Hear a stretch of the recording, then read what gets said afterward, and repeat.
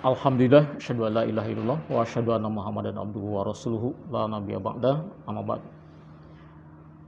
Eh, Puji dan syukur kita panjatkan kepada Allah Subhanahu wa taala. Pada hari ini kita kembali bisa berjumpa untuk melanjutkan materi pembelajaran. Baik para santri sekalian, kelas 12 Mu'alimin, materi ataupun pelajaran Masail Fikih pada hari ini terkait dengan tentang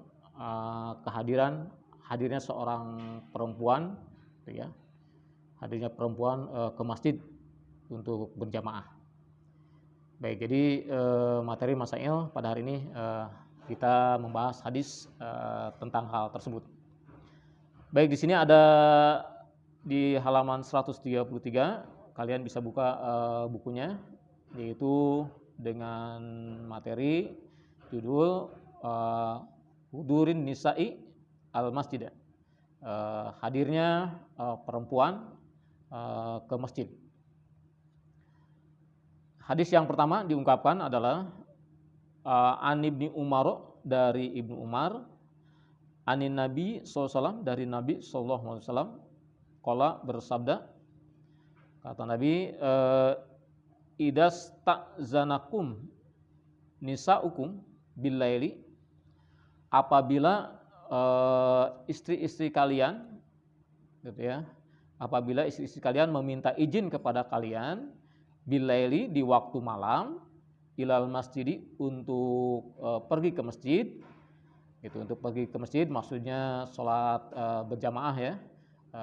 Ya kalau sholat berjamaah di malam hari mungkin sholat maghrib, isya dan subuh lah begitu.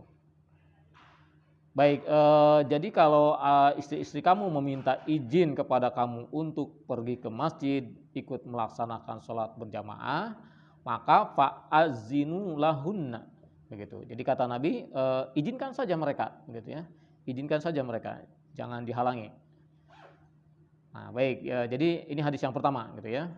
Jadi seorang perempuan dibolehkan untuk sholat di masjid, begitu, untuk sholat di masjid karena ingin berjamaah di masjid. Nah, kajian masail kita ini, nah ini terkait dengan sholat berjamaah di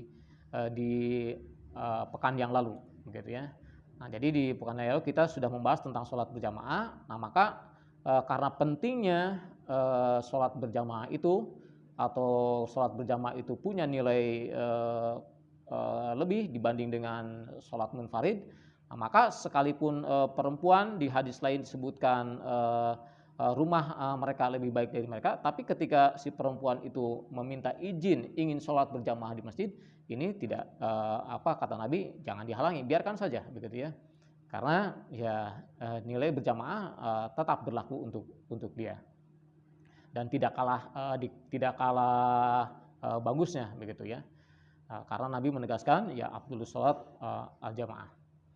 Baik, itu jadi hadis yang pertama, ini cukup tegas. Jadi silakan perempuan boleh saja sholat di masjid bergabung dengan kaum pria ya untuk berjamaah. Dan tentu ya dengan memperhatikan saf-saf yang sudah diaturnya, gitu ya, yang sudah ditentukannya. Kemudian di hadis tersebut juga dalam riwayat yang lainnya, jadi hadis yang barusan diungkap itu riwayat al-jamaah. Kemudian kalau dalam riwayat Imam Ahmad dan riwayat Imam Abu Daud, nah itu ada sedikit tambahan, gitu ya. Kalau dalam riwayat Imam Ahmad ada tambahannya, katanya, jadi latam naun nisaa, janganlah kalian mencegah, janganlah kalian menghalang-halangi istri-istri atau perempuan-perempuan an yakhrujna ilal masajid, ketika mereka ingin atau ketika mereka hendak keluar menuju masjid-masjid. Wa buyutuhunna khairul lahunna, walaupun rumah-rumah mereka itu ya lebih baik bagi mereka, gitu. Jadi dalam hadis riwayat Imam Ahmad ada penegasan seperti itu. Jadi walaupun wa buyutuhunna khairul lahunna, walaupun rumah-rumah mereka itu lebih baik bagi mereka, tapi ketika mereka ingin sholat berjamaah di masjid, maka kata Nabi melalui informasi dari Imam Ahmad, yaitu la tamna'un nisa, maka jangan dicegah, jangan dihalangi perempuan-perempuan tersebut, walaupun ya di malam hari misalkan mau ikut sholat isya misalkan ya, atau mau ikut sholat subuh, jadi jangan dihalangi, biarkan saja, gitu. Karena sekali lagi ini nilai sholat berjamaah ini jangan diabaikan. Baik para santri sekalian, kelas 12 ini selanjutnya masih terkait dengan perempuan ikut sholat di masjid. Kemudian hadis yang berikutnya yaitu wa'an Abi Hurairah, dari Abi Hurairah radhiyallahu anhu, anna Nabiyya sallallahu alaihi wasallam, sesungguhnya Nabi sallallahu alaihi wasallam qala, bersabda, la tamna'u ima Allahi masajidallah, janganlah kalian melarang ima Allah, hamba-hamba Allah, masajidallah, ketika mereka ketika hendak pergi ke masjid Allah. Wal yakhrujna tifalan, gitu ya, dan persilakan mereka keluar, tapi tifalan, dengan dengan pakaian sederhana, begitu ya.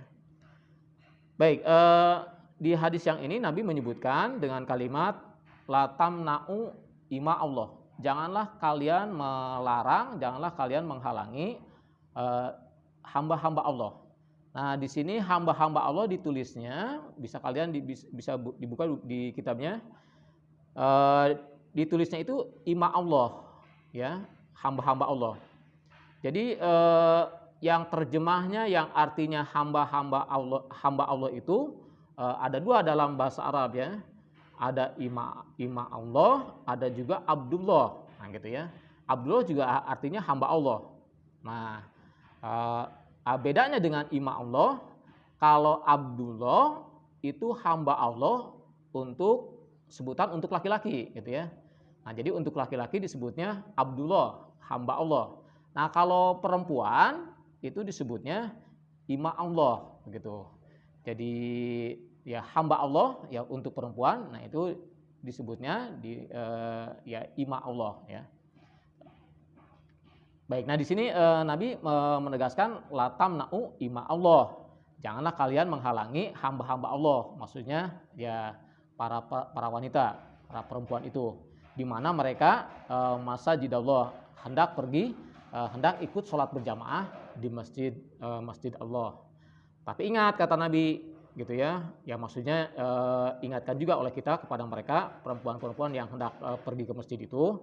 Ya, tapi ingatkan kepada mereka yaitu tifalatin, begitu ya.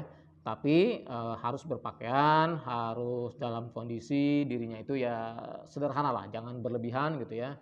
Apalagi sampai mengumbar wewangian, apalagi sampai seperti itu ya. Jadi datang ke masjid ya berpakaian ya berperilaku dengan sederhana, sehingga ya tidak menimbulkan fitnah-fitnah nantinya. Ya maklum, karena wanita itu kan ini bisa mengundang masalah terkait dengan fitnah.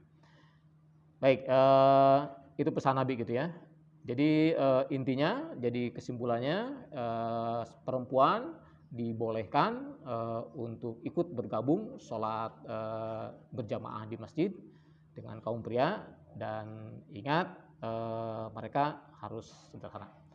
Baik, para santri sekalian kelas 12 Muallimin, materi bahasan masail fikih mungkin pada hari ini cukup sekian terlebih dahulu. Ya, insya Allah kita lanjut lagi dengan materi berikutnya masih terkait dengan perempuan. Demikian, terima kasih atas perhatiannya. Assalamualaikum warahmatullahi wabarakatuh.